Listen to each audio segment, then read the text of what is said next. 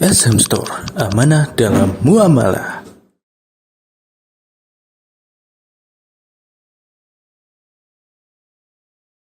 Assalamualaikum warahmatullahi wabarakatuh. Innal hamdalillah nahmaduhu wa nasta'inuhu wa nastaghfiruh wa na'udzu billahi min shururi anfusina wa min sayyiati a'malina. May yahdihillahu fala mudilla lahu wa may yudlil fala hadiya lahu. Asyhadu an la ilaha illallah wahdahu la syarika lahu wa asyhadu anna Muhammadan abduhu wa rasuluh. Ya ayyuhalladzina amanu taqullaha haqqa tuqatih wa la tamutunna illa wa antum muslimun.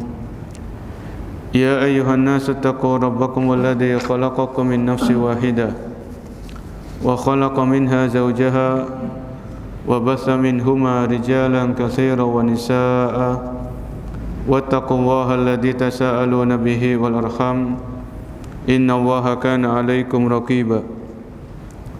Ya ayyuhalladzina amanu taqullaha wa qulu qawlan sadida yuslih lakum a'malakum wa yaghfir lakum dhunubakum wa may yuti'illaha wa rasulahu faqad faza fawzan 'azima. Amma ba'd. Fa inna asdaqal haditsi kitabullah wa khairul huda hudan nabiyyi sallallahu alaihi wasallam wa syarrul umuri muhdatsatuha wa kullu muhdatsatin bid'ah wa kullu bid'atin dhalalah wa kullu dhalalatin finnar. Para hadirin kaum muslimin dan muslimah yang dimuliakan Allah Subhanahu wa taala, alhamdulillah pada malam hari ini kita masih diberikan taufik dan pertolongan oleh Allah Subhanahu wa taala untuk melaksanakan ibadah salat berjamaah dan dilanjutkan dengan menuntut ilmu syar'i. Kembali kita melanjutkan pembahasan dari kitab Matan Abi Syuja', yaitu sebuah kitab yang membahas fikih dalam mazhab al-Imam Asy-Syafi'i rahimahullahu ta'ala. Pada malam hari ini kita akan membahas yaitu orang-orang yang berhak mendapatkan harta zakat. Orang-orang yang berhak menerima harta zakat. Sebelum masuk ke hal tersebut, sedikit kita bahas tentang zakatul fitri, yaitu tentang zakat fitrah.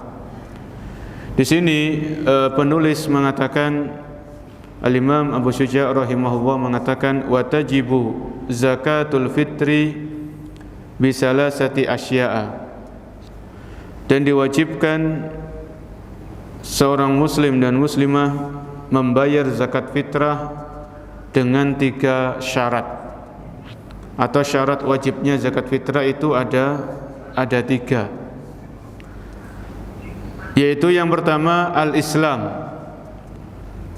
Yang diwajibkan membayar zakat fitrah itu yaitu orang yang beragama Islam, harus muslim atau muslimah. Kalau selain beragama Islam maka tidak diwajibkan kepada mereka untuk mengeluarkan yang namanya zakat fitrah. Kemudian yang kedua,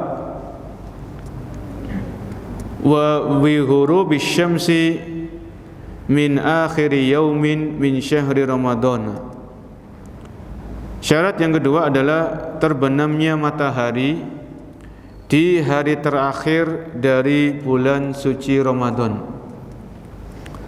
Terbenamnya matahari di hari terakhir dari bulan suci Ramadan.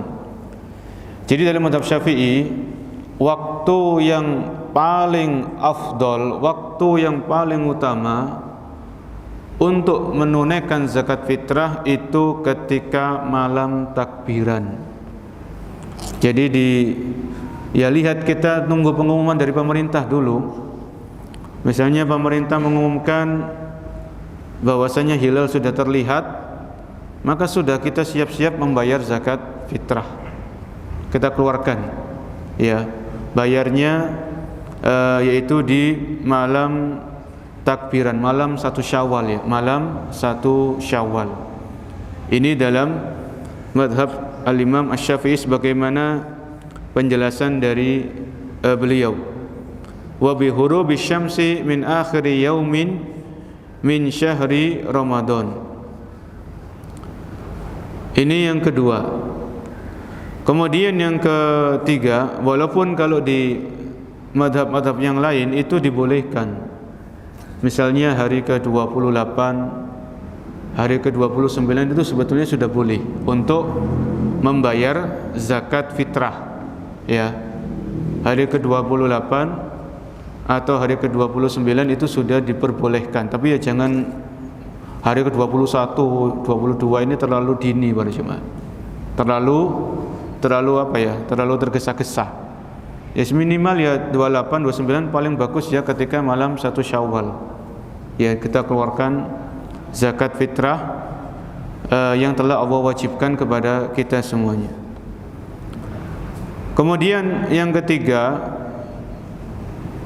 yang berkaitan dengan zakat fitrah ini, kata beliau, wa wujudil fadli an qutihi wa quti iyalihi fi dalikal yaum, yaitu terdapat kelebihan makanan pokok untuk dirinya dan untuk anggota keluarganya.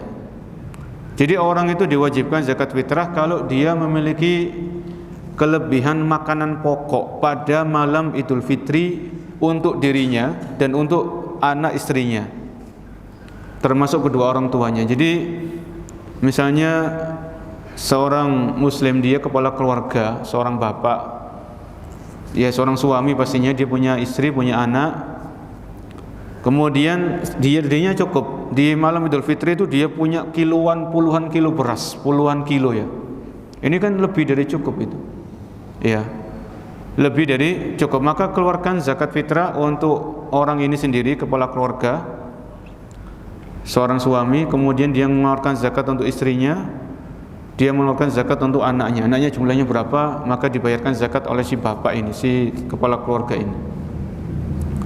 Ini jadi syarat orang itu diwajibkan membayar zakat fitrah kalau dia memiliki bahan makanan pokok yang berlebih. Ya. Bahan makanan pokok yang berlebih. Disebutkan dalam sebuah hadis dari Rasulullah sallallahu alaihi wasallam, beliau bersabda, zakatul fitri tuhratun lis-shaimi minal lahwi war rafas wa tu'matun lil masakin. Zakat fitrah itu bagi orang yang menunaikan ibadah puasa, maka zakat fitrah ini bisa membersihkan kekurangan-kekurangan dalam ibadah puasa Ramadan. Ya. Jadi ketika kita puasa itu kan nggak mungkin sempurna, puasa kita nggak mungkin perfect. Pasti ketika kita puasa itu pasti ada kekurangan-kekurangannya. Kadang masih ngerasani, kadang masih ini, masih itu, semacam-macam para jemaah. Kadang masih melihat yang haram, mendengarkan yang haram. Maka ini semuanya dengan izin Allah bisa dibersihkan dengan membayar zakat fitrah. Zakatul fitri tuhratun lis-shaim. Zakat fitrah itu bisa membersihkan orang yang puasa dari al-lahwu, dari perbuatan sia-sia, war rafas, dari perbuatan yang tidak pantas. Wa tu'matun lil masakin. Dan zakat fitrah itu memberikan makan untuk orang-orang miskin. Ya. Jadi ini indahnya Islam. Jangan sampai hari raya Idul Fitri yang itu hari yang menyenangkan, hari yang membahagiakan, di sana ternyata ada orang yang nggak bisa makan. Jangan sampai seperti itu. Ya. Jadi Islam itu memperhatikan perasaan orang lain. Ya, oleh karena itu ini dia syariatkannya zakat fitrah untuk itu. Wa tu'matun lil masakin, memberikan makan kepada orang-orang yang miskin. Ya, kan sangat menyedihkan para jamaah kalau di hari raya Idul Fitri itu enggak ada orang yang enggak punya beras untuk makan, itu enggak ada. Ya. Maka kita harus benar-benar selektif dalam artian menyalurkan zakat fitri ini tepat pada orangnya, tepat pada orang yang membutuhkan. Karena memang tujuannya untuk membahagiakan orang ini, khususnya di 1 Syawal, di hari raya Idul Fitri. Semuanya bisa makan. Oke lah, mungkin di hari-hari lain mereka sulit cari makan. Tapi hari raya Idul Fitri ini usahakan semuanya senang. Pokoknya Islam, semuanya umat Islam bergembira. Gak ada yang kesulitan, gak ada yang gak bisa makan di hari raya Idul Fitri. Ini tujuan Zakat fitrah disebutkan oleh Nabi alaihi salatu wasallam, wa tu'matun lil masakin. Waman addaha qabla sholati fa hiya zakatun maqbulah. Barang siapa yang membayar zakat fitrah ini sebelum sholat Id, sebelum sholat Idul Fitri, maka zakatnya diterima. Jadi batas waktu mengeluarkan zakat fitrah ini sampai dimulai sholat Idul Fitri. Jadi kalau ada orang sengaja nggak bayar zakat fitrah, kemudian dia baru bayar zakat setelah sholat Id itu selesai, maka zakatnya tidak diterima. Ya, Nabi mengatakan waman addaha qabla sholati fa hiya zakatun maqbulah. Barang siapa yang menunaikan zakat fitrah sebelum sholat Id ditunaikan, dikerjakan, maka zakatun maqbulah. Ini zakatnya diterima sama Allah Subhanahu wa taala. Kemudian waman addaha ba'da sholati, barang siapa yang membayar zakat fitrah setelah sholat Id, fahiya shadaqatun minas shadaqat, maka itu termasuk sedekah biasa. Ya, dia pahalanya bukan pahala zakat fitrah, tapi pahalanya sedekah, dan orang ini berdosa karena dia melalaikan yang namanya kewajiban membayar zakat fitrah.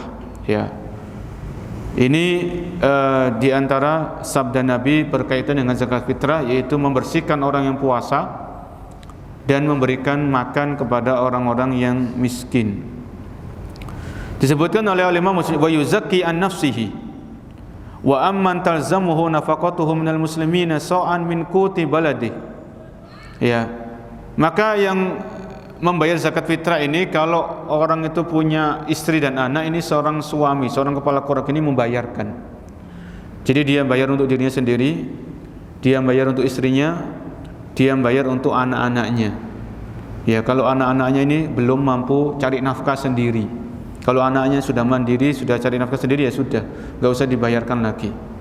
Ya, ini wa yuzakki an nafsihi. Jadi seorang muslim itu, seorang kepala keluarga, seorang bapak, seorang suami membayar zakat untuk dirinya sendiri. Wa amman tazamuhu nafaqatuhu minal muslimin, dan dia membayarkan dari orang-orang yang wajib dia nafkahi dari kaum muslimin.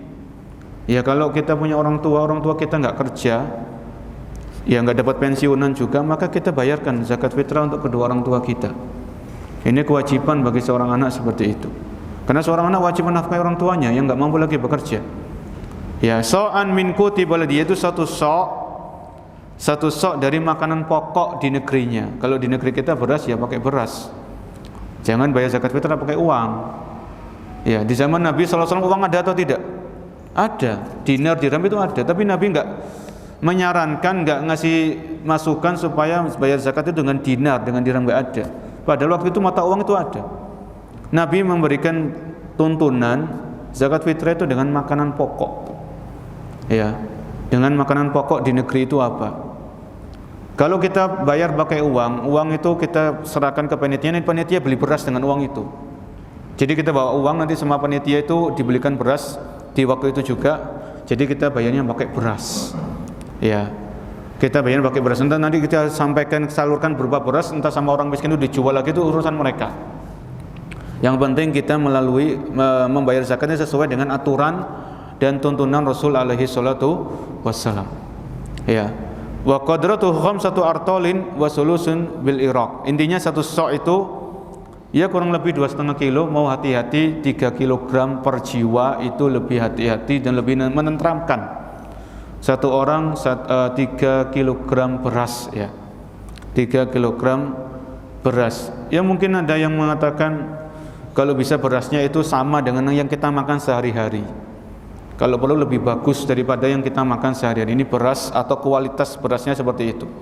Ya, ini berkaitan dengan zakat fitrah. Adapun bayi yang masih di dalam kandungan, ya, bayi yang masih dalam kandungan, kalau bayinya sudah berumur 120 hari atau sudah ditiupkan ruh, maka ini disunnahkan, bukan diwajibkan. Jadi kalau seorang suami, dia punya istri, istrinya mengandung, hamil, dan usia kandungannya itu sudah 120 hari lebih atau 4 bulan, ya, maka ini sudah ditiupkan ruh di situ. Maka seorang suami itu disunnahkan, dianjurkan membayarkan zakat untuk janin atau jabang bayi atau calon anak yang masih dalam kandungan. Ini sunnah, bukan kewajiban. Yang wajib itu yang sudah lahir ini, yang sudah lahir ke dunia ini yang wajib dibayarkan zakat fitrahnya. Ya, ini tadi berkaitan dengan zakat fitrah. Ya, ini diwajibkan oleh Allah dan diwajibkan oleh Rasul Sallallahu Alaihi Wasallam. Kemudian kita lanjutkan orang-orang yang berhak untuk mendapatkan harta zakat. Ya, khususnya ini zakat mal. Zakat mal. Beliau mengatakan rahimahullahu taala, wa tudfa'u zakatu ilal asnafis samaniyati alladzina dzakarahumullahu taala fi kitabihil aziz. Zakat ini, zakat mal, harta zakat mal.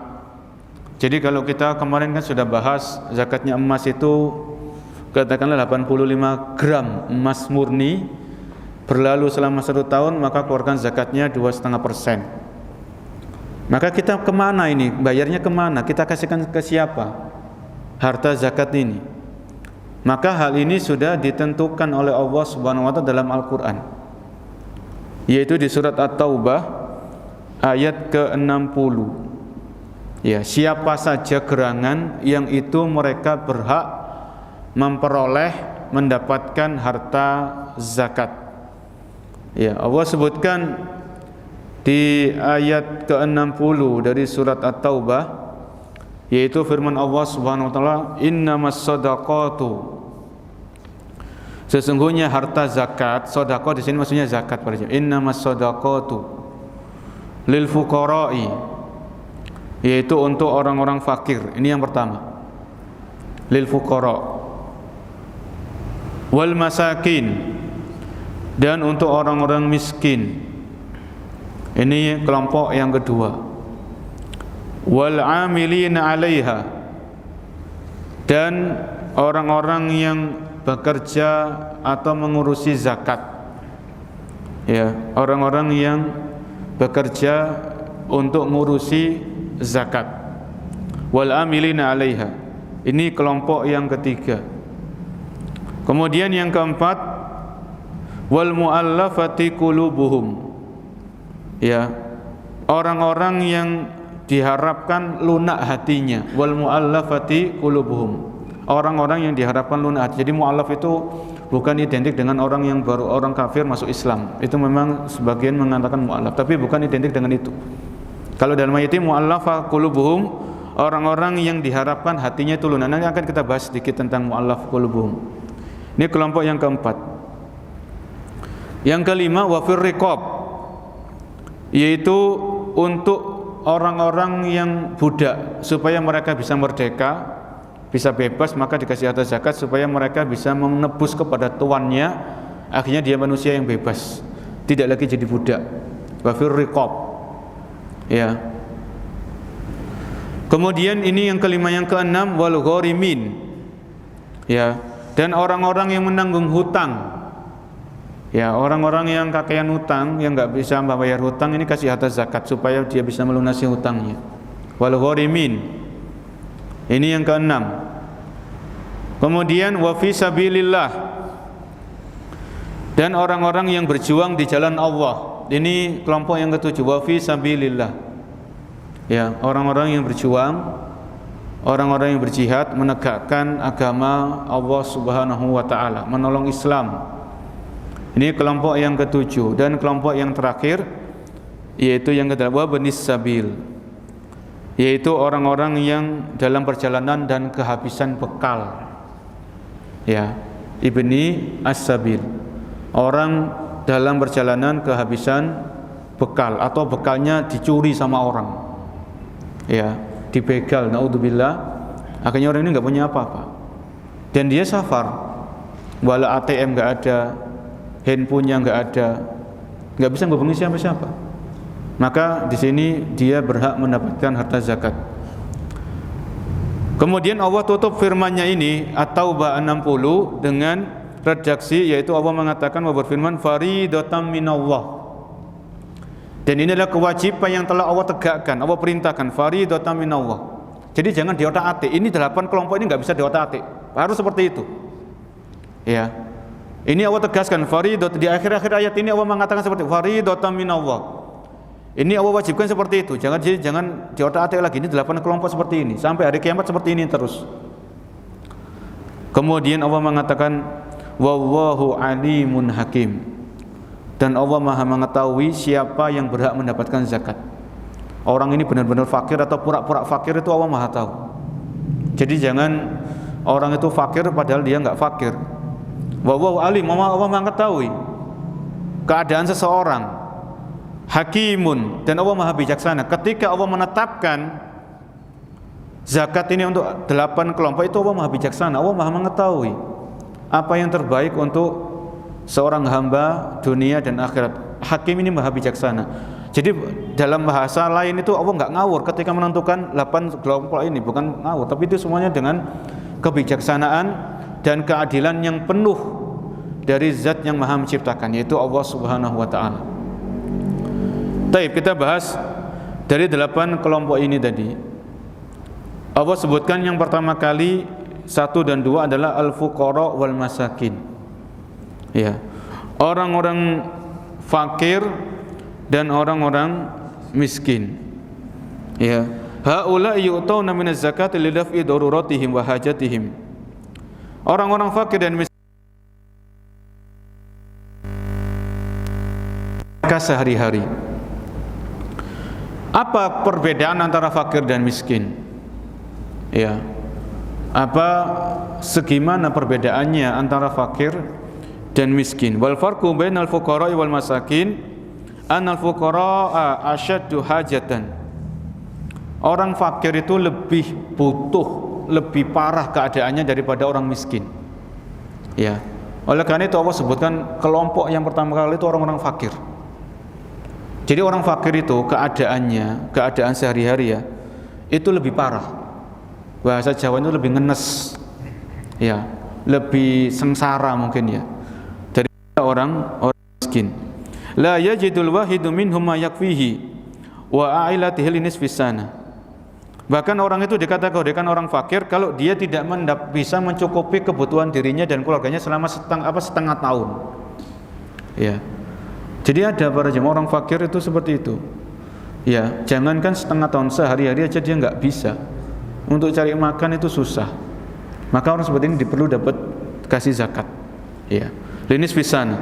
Wal masakinu a'la halan minal fuqara li'annahum yajiduna nisfal kifayah fa aktsaru duna kamalil kifayah wa haula yu'tawna li hajatihim. Adapun orang miskin ini ya, orang miskin lebih bagus sedikitlah keadaannya daripada orang-orang fakir. Ya, mereka masih memiliki harta, memiliki pekerjaan, walaupun itu penghasilannya nggak cukup. Jadi mungkin orang fakir itu dia nggak punya kerjaan sama sekali. Ya, akhirnya nggak ada penghasilan, nggak tentu penghasilannya nggak tentu. Akhirnya nggak cukup. Adapun orang miskin mungkin dia masih punya pekerjaan, punya penghasilan, tapi penghasilannya mungkin penghasilan bulanan, tapi tetap gak cukup untuk menutupi kebutuhan dirinya dan anak istrinya. Kebutuhan pokok ya, kita bicara kebutuhan primer ya, sandang, pangan, makan dan pakaian ya, sama biaya anak sekolah, biaya yang wajar ya, bukan sekolah yang mahal, bukan sekolah yang murahan juga, tapi ya biaya sekolah yang pertengahan. Ya ini yaitu orang-orang fakir dan orang miskin. Para ulama mengatakan yu'tawna li hajatihim ma yakfihim wa alatihim li muddati sana. Orang fakir, orang miskin ini kalau dikasih harta zakat, itu kalau bisa itu mereka diberikan harta zakat supaya mereka bisa hidup selama 1 tahun, maksudnya hidup layak. Ya. Jadi bukan ngasih zakat itu cuman berapa? 1.000 ya, 1 juta ini buat 1 bulan aja habis para jemaah. Entek. Ya, enggak cukup. Jadi kalau bisa, ini memang tugasnya pemerintah di situ. Pemerintah kaum muslimin itu berat tugasnya. Dia harus memerhatikan orang-orang miskin ini. Ya. Jadi cari orang yang fakir, orang miskin, kasih atas zakat supaya dia bisa memenuhi kebutuhan selama 1 tahun. Selama 1 tahun ini kan orang fakir miskin mereka cari ide untuk usaha, akhirnya lama-lama mereka bisa mencukupi kebutuhan mereka sendiri. Selama 1 tahun ya, selama 1 tahun. Karena zakat ini kan diwajibkan 1 tahun sekali kan, haul itu kan 1 tahun para jamaah. Haul zakat kan kita bahas itu kan 1 tahun. 1 Rajab 1444 sampai 1 Rajab 1445, 1 tahun. Maka 1 tahun ini kita berikan kepada fakir miskin supaya mereka bisa cukup dalam 1 tahun ini. Sambil orang fakir miskin ini ya tahu diri, dan artian tahu diri itu saya dikasih atas zakat, maka saya harus berusaha untuk memperbaiki diri, ya, cari usaha ikhtiar yang maksimal dan lain sebagainya. Ya, ini disebutkan oleh para ulama seperti itu, yaitu dikasih harta zakat yang mencukupi kebutuhannya selama 1 tahun Hijriyah ya. Sekali lagi ini tahun Hijriyah. Selama 1 tahun Hijriyah. Wah, ini luar biasa para jemaah. Kalau zakat ini benar-benar diterapkan ya, diterapkan sesuai dengan syariat Islam, maka insya Allah banyak orang fakir dan miskin terbantu selama 1 tahun ya. Atau juga annana nu'til fakir wal miskin ma yakfihi wa aliyati amil kamil sawa'un ataina a'yanan amin ata'ima au albisa au atainahu nukudan yashtari biha wa bina yunasibuhu. Atau bisa juga harta zakat ini kita kasihkan orang fakir miskin berupa misalnya orang fakir miskin ini bisa jahit ya, kita belikan mesin jahit yang modern supaya membantu orang ini bisa bekerja, bisa mandiri ke depannya ya, itu boleh seperti itu ya.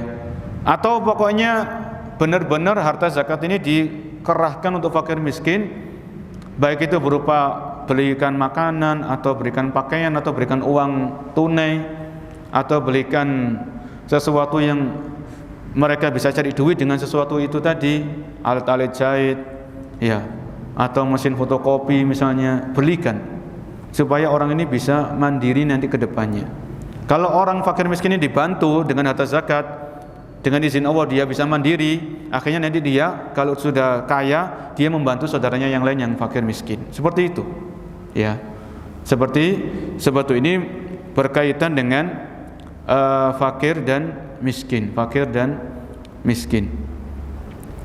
Kemudian yang ketiga, ini adalah al-amiluna 'alaiha, yaitu orang-orang yang bekerja atau sibuk dengan masalah zakat ini. Al-amil, orang yang bekerja.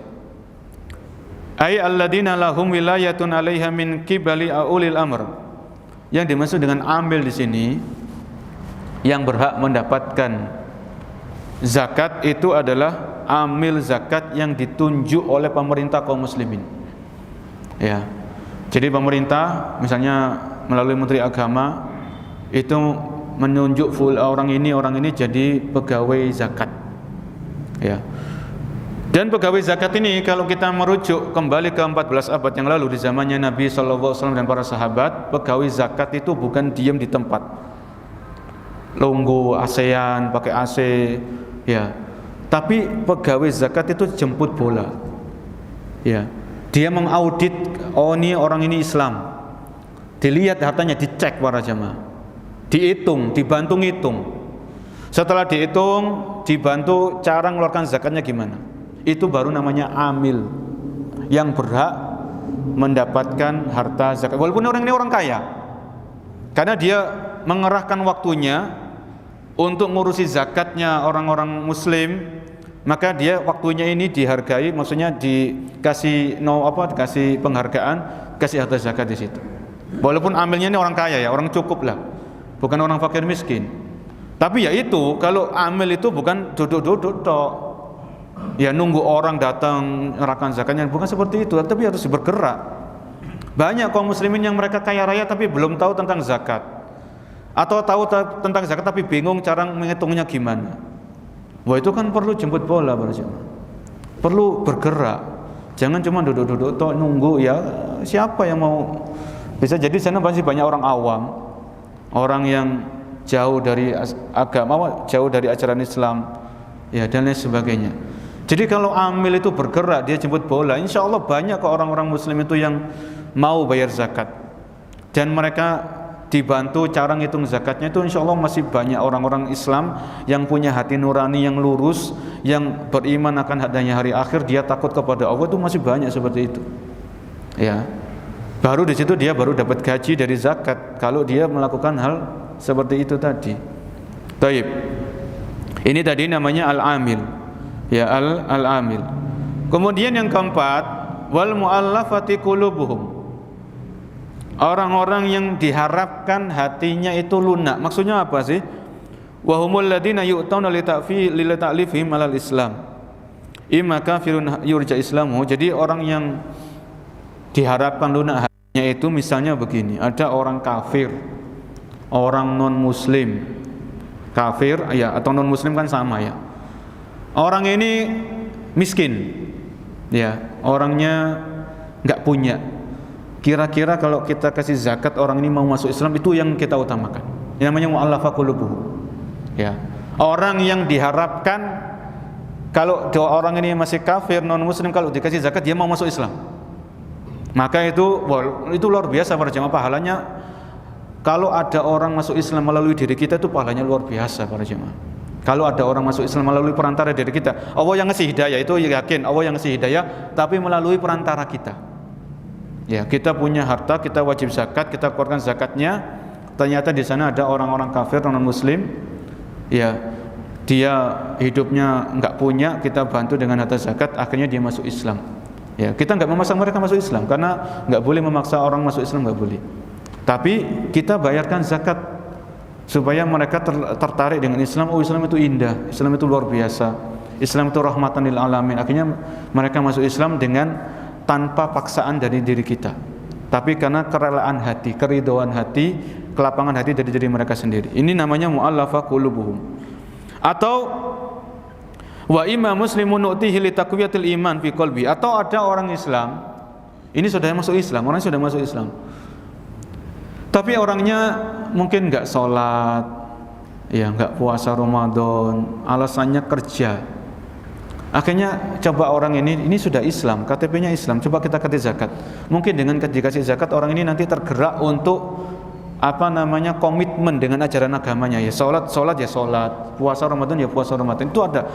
Jadi mungkin ada orang-orang seperti itu, dia KTP-nya Islam tapi sholat 5 waktu enggak, puasa Ramadan juga enggak mau. Ya, orang-orang seperti ini kalau kita kasih zakat, mudah-mudahan dengan dana zakat ini mereka benar-benar mengamalkan ajaran Islam, bukan hanya KTP-nya tok yang Islam, tapi mengamalkan ajaran Islam, khususnya perkara-perkara yang wajib seperti rukun Islam itu kan wajib semuanya itu. Ya. Itu bisa seperti itu. Wa imma syaririn nu'tihi lidaf'i syarrihi an minal muslimin. Atau harta zakat ini termasuk mu'allafa qulubuhum, itu orang yang diharapkan lunak hatinya adalah orang-orang misalnya orang-orang yang orang-orang yang memusuhi Islam, menjelek-jelekan Islam. Ada orang Islam tapi menjelek-jelekan Islam, itu ada. Ya, itu banyak di zaman kita saat ini. KTP-nya Islam, ya, tapi menjelek-jelekan Islam itu ada.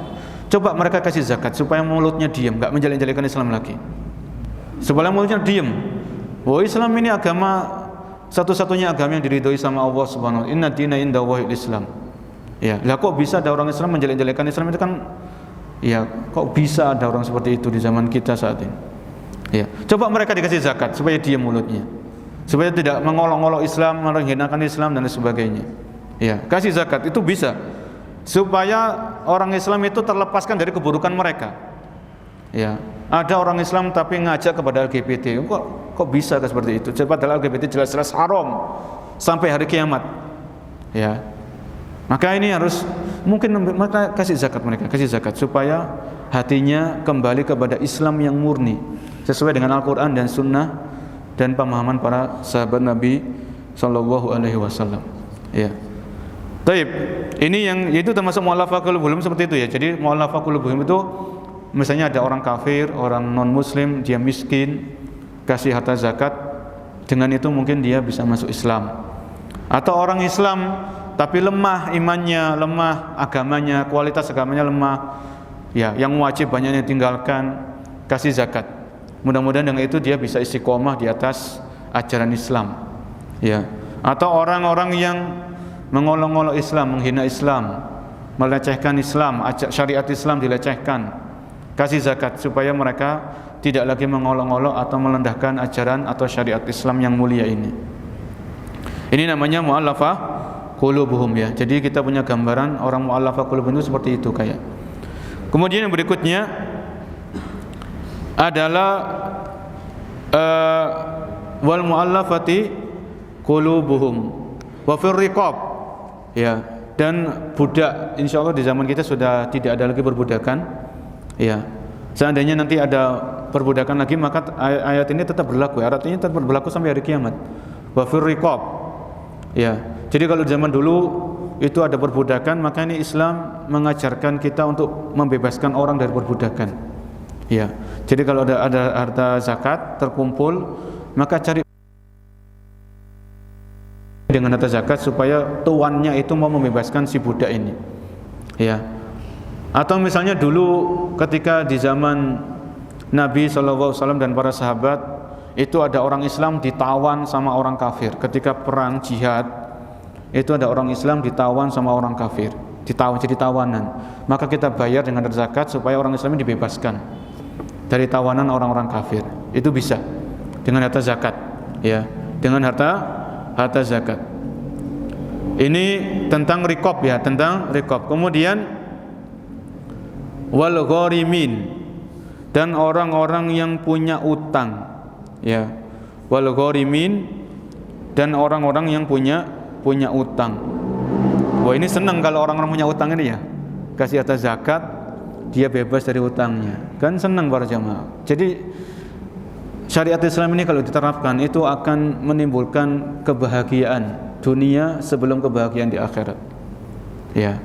Jadi zakat ini benar-benar kalau diterapkan sesuai dengan apa yang Allah tunjukkan dalam Al-Quran dan sesuai dengan tuntunan Nabi, maka di antara orang-orang yang layak dan berhak mendapatkan zakat yaitu al-gharim, orang-orang yang memiliki tanggungan hutang.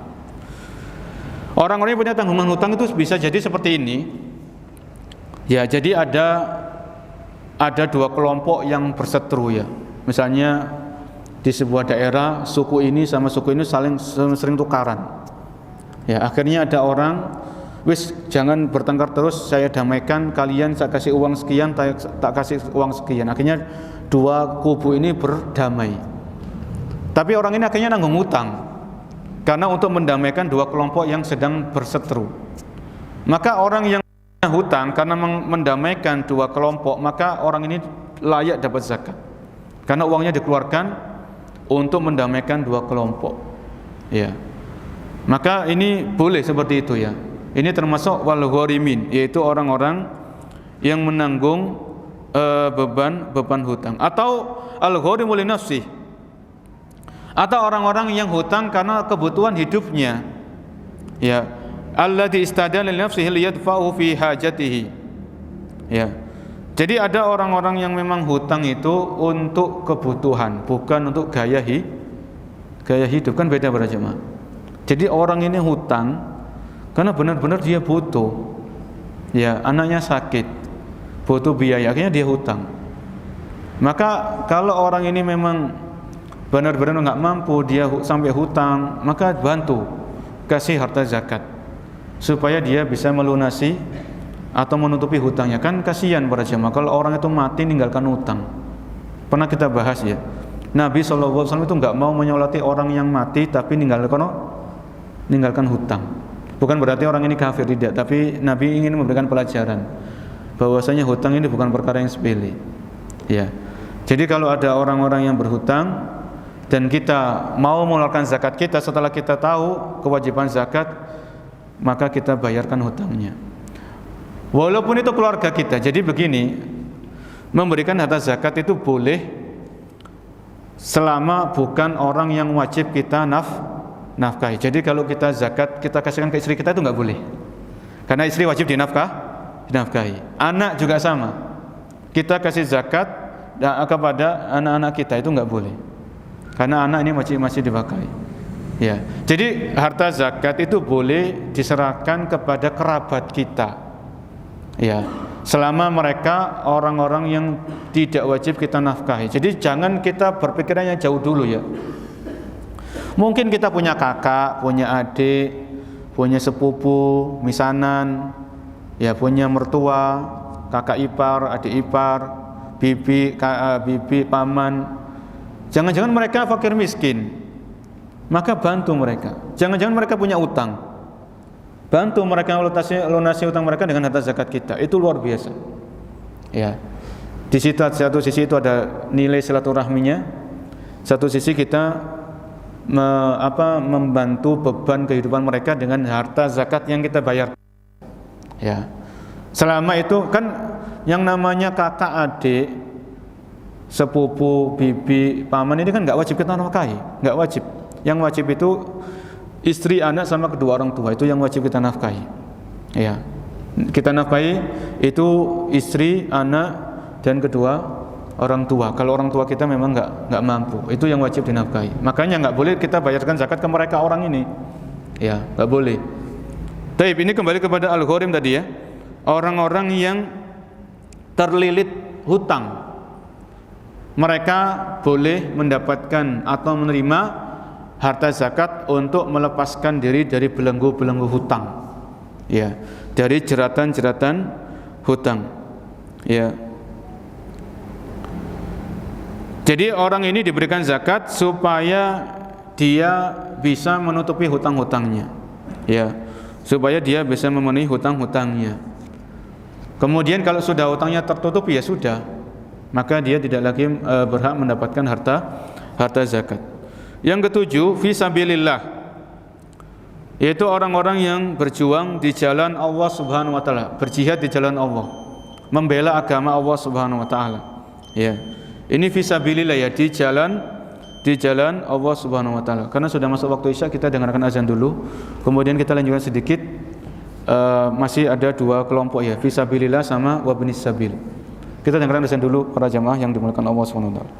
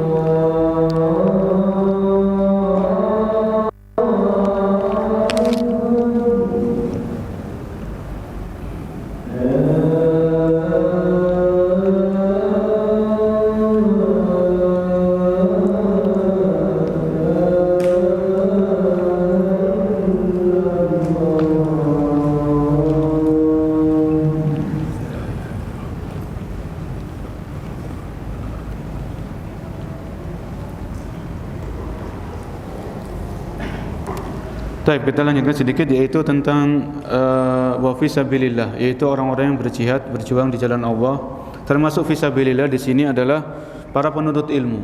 Ya. Jadi boleh kita membayarkan zakat, kita kasihkan kepada seorang penuntut ilmu supaya dia fokus untuk belajar. Menuntut ilmu syar'i. Ya, santri-santri pondok, kan mereka fokus, mereka meluangkan waktu untuk belajar, karena termasuk jihad itu dalam belajar agama. Ya, karena di zaman kita tersebarnya kebodohan, banyak orang yang nggak paham tentang agama Islam, nggak paham tentang tauhid, nggak paham tentang sunnah.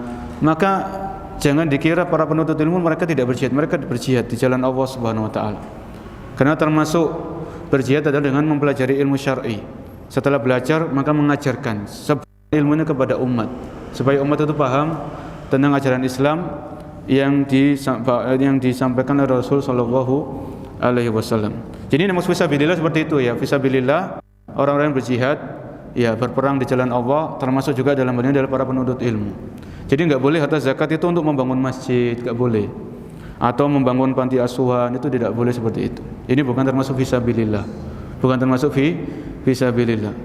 Kemudian yang terakhir wa benis sabil, dan orang-orang yang kehabisan bekal, para musafir yang kehabisan bekal. Entah itu benar-benar habis bekalnya atau karena bekalnya itu dicuri sama orang, ya. Atau misalnya naudzubillah di zaman kita kan ada namanya gendam para jamaah ya. Orang safar di terminal atau di bandara kemudian ditepuk sama orang yang enggak dikenal. Akhirnya seolah-olah hilang kesadaran. Akhirnya barangnya dibawa, uangnya dibawa. Akhirnya orang ini kehabisan bekal. Orang ini perlu dapat bantuan dari harta zakat. Walaupun dia di negerinya kaya raya ya. Orang ini dia safar ke Surabaya. Akhirnya barangnya HP-nya dibawa, uangnya dibawa, digendam sama orang. Orang ini butuh bantuan dari harta zakat. Walaupun orang ini sejatinya orang kaya, tapi karena ya itu tadi, semua hartanya dibawa sama orang. Maka ini termasuk ibnis sabil, orang yang kehabisan bekal dalam perjalanan untuk sampai kembali ke tempat asalnya, ke tempat mukimnya.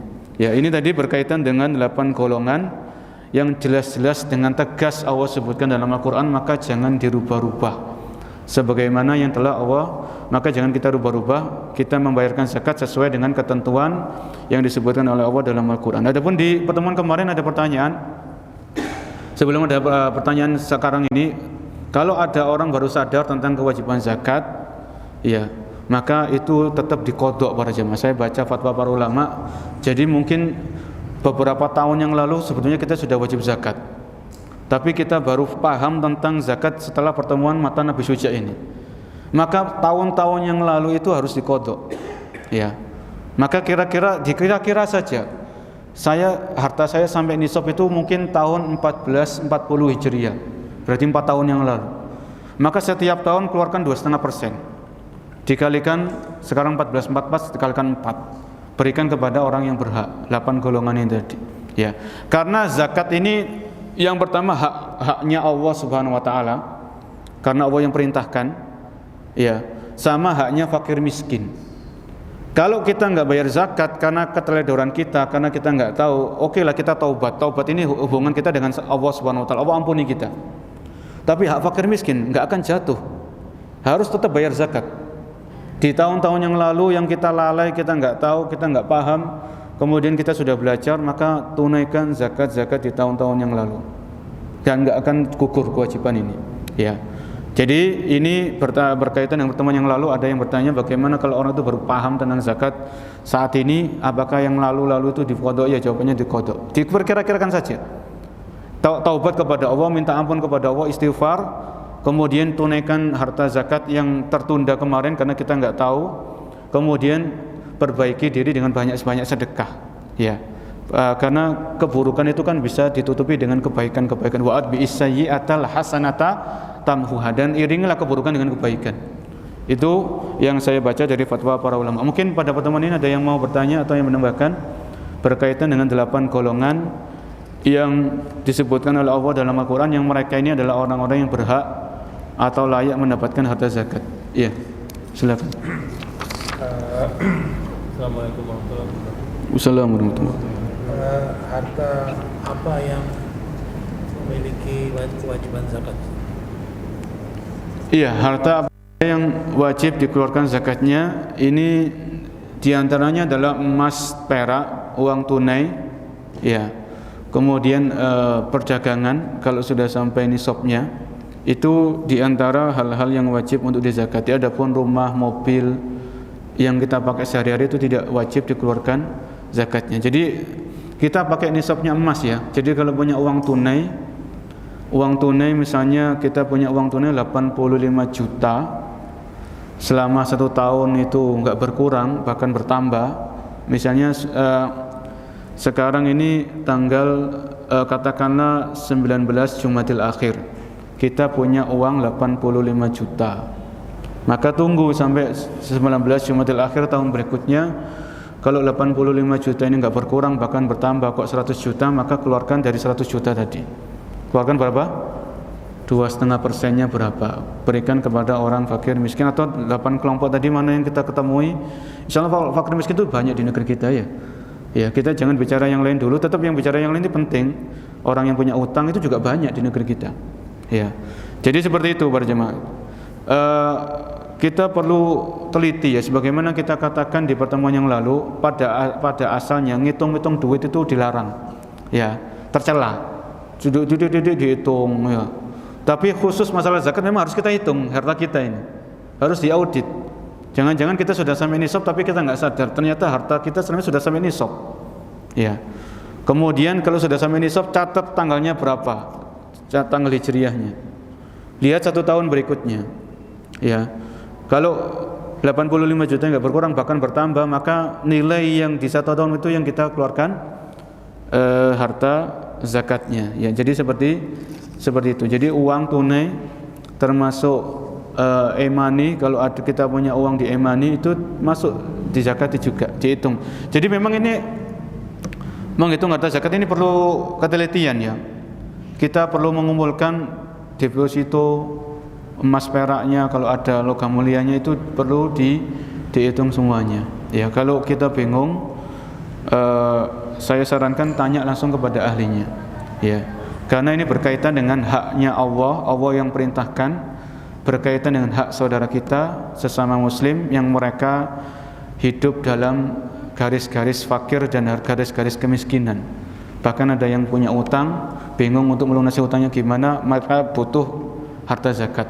Ya, wallahu a'lam bishawab. Jadi seperti itu. Emas, perak, uang tunai, kemudian zakat perdagangan itu juga sudah ada, panen, kemudian zakat ternak, sapi ya, kambing, onta. Itu sudah kita jelaskan tentang nisab-nisabnya. Ya, mungkin ada lagi. Baik.